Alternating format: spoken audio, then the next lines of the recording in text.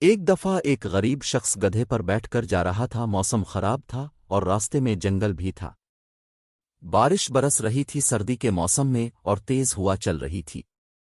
اس مصیبت نے غریب آدمی کو سخت مشتعل کر دیا تھا اور وہ جھنجھلا ہٹ کے عالم میں گدھے سے لے کر ملک کے بادشاہ تک سب کو برا بھلا کہہ رہا تھا۔ اتفاق ایسا ہوا کہ بادشاہ اپنے لشکر کے ساتھ اس طرف سے گزرا اور اس نے یہ بد کلامی اپنے کانوں سے سن لی۔ وہ وہیں رک گیا اور اس خیال سے اپنے لشکریوں کی طرف دیکھا کہ وہ اس معاملے میں اپنی رائے دیں۔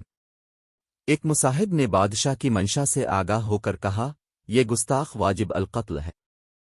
اس نے بادشاہ کی شان میں گستاخی کی ہے۔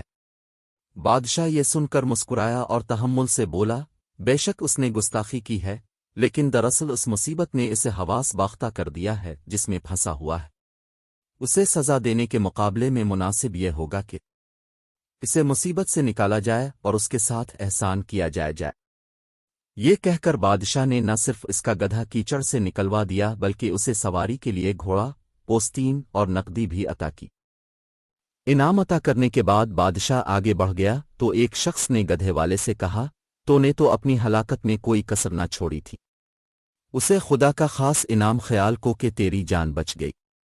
وہ بولا، بھائی ہین اپنی حالت کے مطابق بک بک کر رہا تھا اور بادشاہ نے اپنی شان کے مطابق مجھ پر کرم کیا۔ سچ تو یہ ہے کہ برائی کے بدلے بھلائی کرنا ہی جوان مردوں کا شیوا